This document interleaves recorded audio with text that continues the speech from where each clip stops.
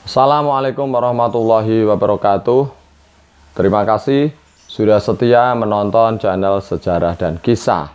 Channel Sejarah dan Kisah memang agak baru ini saat saya membuatnya.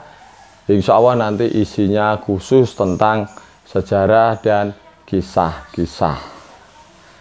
Tetapi bagi Anda yang belum subscribe, saya beri waktu, inilah saatnya untuk subscribe. Monggo silakan.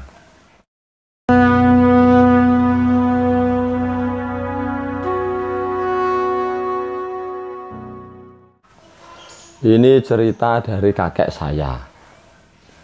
Katanya kakek saya ada kitabnya, ada bukunya dari guru-gurunya dulu. Kakek saya itu dikenal tahu tentang ilmu kejawen, ilmu Jawa, terutama masalah asal usul atau asal muasal orang Jawa. Jadi seperti kita maklum bahwa manusia pertama adalah Nabi Adam. Nabi Adam lalu berputra Sis. Sis kemudian berputra Nur Cahyo. Nur Cahyo lalu mempunyai anak yang bernama Nuroso. Nuroso kemudian mempunyai keturunan yang bernama Sang Hyang Wening. Sang Hyang Wening berputra Sang Hyang Tunggal. Sang Hyang Tunggal kemudian mempunyai anak Bathara Guru. Nah, Bathara Guru ini berputra atau mempunyai anak yang bernama Bathara Samba, Bathara Mahadewa, Bathara Brahma, Bathara Wisnu, dan Dewi Sri. Ya, kita tahu bahwa Bathara Guru itu tempatnya ada di Suralaya. Di versi pewayangan disebut Kayangan Jonggring Saloko, dan yang lain-lainnya itu Pak Dalang yang lebih paham. Terus kok bisa sampai kita orang-orang Jawa itu seperti apa? Bukankah baru sampainya ke Bathara Guru? Nah, begini, dilanjut ceritanya. Bathara Guru waktu itu punya simpenan seorang putri dari negara Mendang di Jawa, ya, di Jawa. Nah, Bathara Wisnu saat itu menjadi penguasa di Jawa, di Pulau Jawa. Jadi Bathara Guru di Suralaya, Bathara Wisnu di Jawa. Di Jawa ada kerajaan Mendang namanya. Di kerajaan Mendang itu ada seorang putri yang cantik yang merupakan simpanan dari Bathara Guru. Iya, begitu memang ceritanya. Nah, waktu berjalan-jalan di Bathara Wisnu itu melihat kecantikan putri Mendang ini, lalu jatuh cinta. Diperistrilah putri kerajaan Mendang itu oleh Bathara Wisnu. Tak lama kemudian Bathara Guru mendengar bahwa simpanannya diambil oleh anaknya sendiri. Murka Bathara Guru, lalu mengutus Bathara Narada untuk menemui Bathara Wisnu. Perkincang papapong warutayang ditegareng wong. Ngger anakku Wisnu ulun kautus karo Kakang Guru supaya njupuk kratonmu ing Jawa iki. Intinya kekuasaan Bathara Wisnu di Pulau Jawa diambil lagi oleh Bathara Guru karena murkanya itu. Bathara Wisnu kemudian pergi jauh bertapa di bawah pohon beringin yang tumbuhnya jejer 7. Wringin 7. Loh, kok belum sampai ke orang Jawa? Sabar. Jadi di cerita itu kemudian ganti setting. Pada saat itu juga di Jawa, di kerajaan Giling Wesi, ada seorang raja yang bernama Prabu Watugunung. Di pewayangan Prabu Watugunung itu sosoknya itu raksasa, buta besar. Prabu Watugunung mempunyai 2 orang istri, yaitu yang bernama Dewi Sinta dan Dewi Landep. Dari Dewi Sinta, beliau mempunyai 27 orang anak yang namanya Wukir, Kuruwelut, Galungan dan lain-lain. Itu nama, nanti ada kisah lagi, itu adalah nama Wuku Jowo itu nanti. Nah, jadi singkat saja ceritanya, suatu hari Prabu Watugunung sedang bersantai-santai dengan istrinya Dewi Sinta. Saat bersantai-santai itu, Dewi Sinta megang-megang kepala rambutnya Prabu Watugunung, kemudian melihat ada botak bekas luka. Terus bertanyalah Dewi Sinta, apa yang menyebabkan luka ini? Dijawab oleh Prabu Watugunung, dulu waktu kecil saya ini nakal. Ibu saya sedang menanak nasi, waktu saya nakal kepala saya dipukul dengan centong untuk ambil nasi itu. Jadinya luka seperti ini. Kaget Dewi Sinta. Apa yang dikatakan oleh Prabu Watugunung persis dengan apa yang dialaminya dulu. Dia ingat dulu dia melakukan hal yang sama pada anak laki-lakinya, dan anak laki-lakinya itu terus pergi, tak pernah kembali. Ya, mirip Dayang Sumbi kan? Ya, tapi percayalah, saya tidak ngarang. Ya, saya tidak karangan saya sendiri. Yang saya baca, yang saya dengar, ya nggak ngarang menurut saya. Memang begitu. Nanti kapan-kapan saya bikinkan insya Allah video yang mirip-mirip. Jadi ceritanya begitu. Bingung Dewi Sinta. Masa aku bersuamikan anakku sendiri? Cari akal Dewi Sinta. Bagaimana supaya bisa putus dengan Prabu Watugunung? Lalu Dewi Sinta memberi usul. Sang Prabu akan lebih berwibawa kalau mempunyai istri seorang bidadari dari Suralaya. Prabu Watugunung termakan oleh usulan dari Dewi Sinta. Lalu dia ingin memperistri bidadari dari Suralaya. Tentu saja para dewa tidak setuju, menolak. Watugunung bersama pasukannya menyerbu Suralaya, ngamuk. Kocar kacir, tidak ada yang mampu menahan gempuran Prabu Watugunung bersama pasukannya.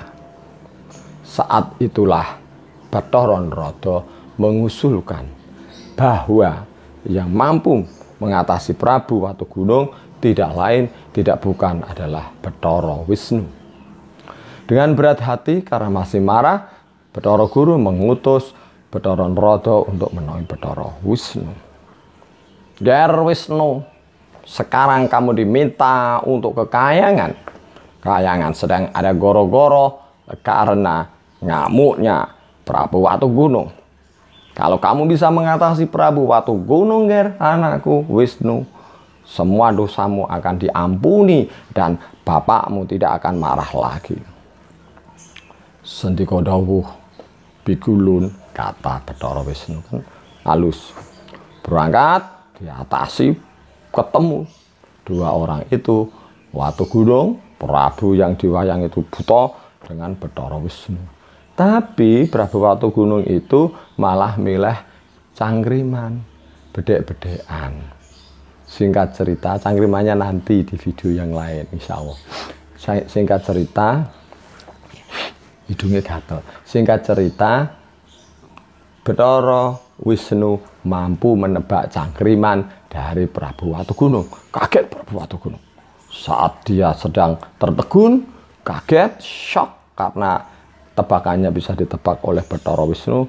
senjata cakra Bathara Wisnu meluncur dan memutus leher Prabu Watugunung. Mati. Kalah. Yang aneh, setelah mendengar kematian Prabu Watugunung yang begitu tragis, Dewi Sinta berduka, menangis tak henti-henti, sampai timbul goro-goro lagi. Kahyangan bingung, lalu turun lagi. Apa maunya Dewi Sinta? Dia maunya Prabu Watugunung dihidupkan lagi. Prabu Watugunung lalu dihidupkan lagi, terus dijadikan lagi raja di Giling Wesi. Tetapi Prabu Watugunung tidak mau. Dia ingin tetap di surga. Jadi di surga dia, karena enak. Ya sudah, kalau begitu, di kemudian mereka, Prabu Watugunung, 2 istrinya, dan 27 anaknya itu diambil satu persatu ke surga tiap hari Ngat, Ahad atau hari Minggu. Nah, jadi itu awal cerita 30 wuku tahun Jawa. Wuku ya ada itu. Sekarang orang jarang pakai wuku, ada. Lalu yang menjadi raja di tanah Jawa adalah Bathara Brahma. Bathara Wisnunya ngapain? Ada dari penguasa lembut dan nanti aja kelamaan nanti. Ya, jadi Bathara Brahma lah yang menjadi penguasa di Jawa. Nah, ini sudah mau kena, mau sampai ke kita orang Jawanya. Sabar, ditunggu sampai selesai. Nggak lama, saya nggak mau bikin lama juga. Males kalau nonton kelamaan. Yang jadi di Giling Wesi atau di tanah Jawa adalah Bathara Brahma. Bathara Brahma. Bathara Brahma lama-lama mempunyai keturunan. Punya seorang putri bernama Brahmani sama. Kemudian Brahmani mempunyai anak lagi bernama Tritusto, kemudian mempunyai anak lagi yang bernama Parikenan. Mulai dengar ya, mulai kenal. Parikenan kemudian berputra Sekutrem. Sekutrem lalu berputra siapa? Polosoro. Oh, Sakri dulu, Begawan Sakri, kemudian Polosoro, kemudian Abiyasa. Abiyasa putra banyak, maksudnya tidak hanya itu, tapi ini yang langsung ke orang Jawa. Berputra Pandu Dewanata mulai ya. Pandu Dewanata kita tahu berputra Pandhawa, tapi ini yang keturunannya adalah Arjuna atau Janaka. Janaka berputra Abimanyu, Angkawijaya, Kumbang Ali-ali. Nah, Abimanyu itu tewas di perang Baratayuda Jayabinangun ya, yang tatunya arang keranjang itu, sampai Arjuna itu menghentikan matahari. Banyak cerita Jawa mengincar Jayajatra itu yang bersembunyi di benteng itu, tapi akhirnya kena karena bersumpah akan membunuh siapa yang dalang pembunuhan Abimanyu. Abimanyu ketika meninggalkan seorang istri usianya lebih tua, Dewi Utari, yang sedang hamil tua juga. Nah, dari Abimanyu itulah lahir Parikesit.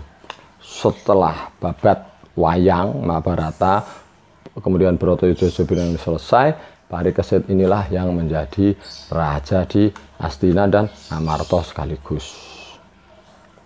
Kan kalah Kurawa, negara Astina diambil dan dikuasai oleh Parikesit. Jadi zaman Parikesit itu zaman damai, sudah zaman sekarang, zaman kesannya tidak wayang lagi. Parikesit kemudian berputra Yudhoyono, Yudhoyono berputra Gendrayana, Gendrayana berputra Prabu Jayabaya. Sudah selesai. Prabu Jayabaya yang kita kenal itu, yang dari Kadiri, yang punya Jangka Jayabaya itu. Loh, kok ceritanya beda? Bukankah Jayabaya itu keturunannya ini dan itu? Itu ada cerita di ketoprak ya. Bahkan Prabu Jayabaya itu, ketika masa Prabu Jayabaya itu, Resi Anoman itu masih hidup.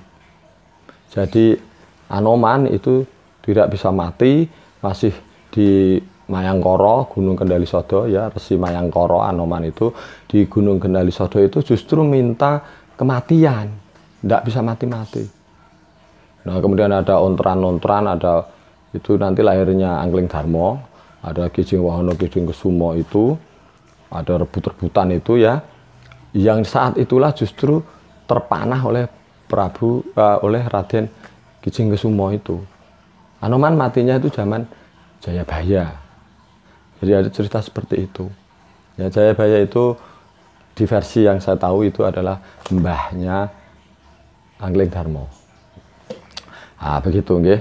Oh, sebentar, review yang di atas tadi itu kan Nabi Adam berputra Nabi Sis. Terusnya ya. Di Islam itu sebenarnya ada Nabi Sis.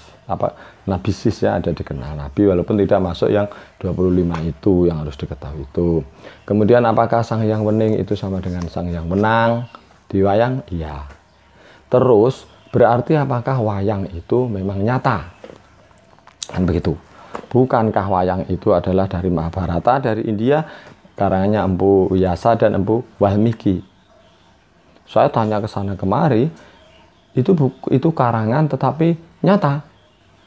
Jadi asalnya cerita-cerita kemudian ditulis, bukan seperti novel fiksi, begitu tidak. Jadi memang begitu. Tapi kan dari India, enggak ya, wallahu a'lam. Tapi kalau Anda itu di Jawa Tengah, di sekitar Kudus, itu di lereng Pegunungan Muria itu, ada di Rahtawu, puncak Rahtawu, kemudian puncaknya Pol itu puncak Merah Putih, itu memang ada petilasan yang Sakri, yang Polosoro, yang Abioso.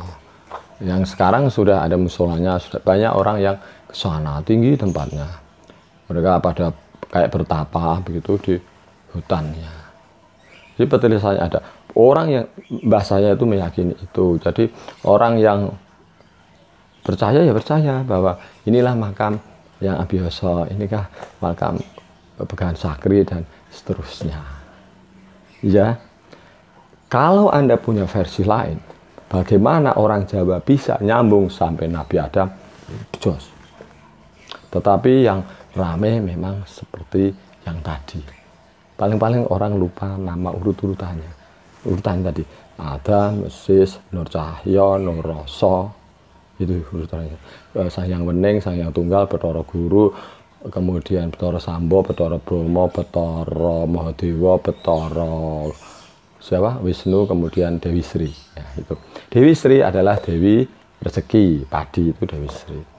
Bathara Sambo bukan Raden Sombo, putra mahkota Bathara Kresna yang akhirnya meninggal itu adalah lakon Sombo Juwing, bukan.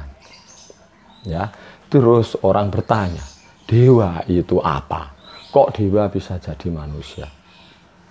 Tunggu aja nanti insya Allah saya buatkan ceritanya, hanya bercerita tentang dewa itu kok. Tadi kan urutannya dari dewa jadi manusia, ya. Dewa itu memang bukan Tuhan, ya.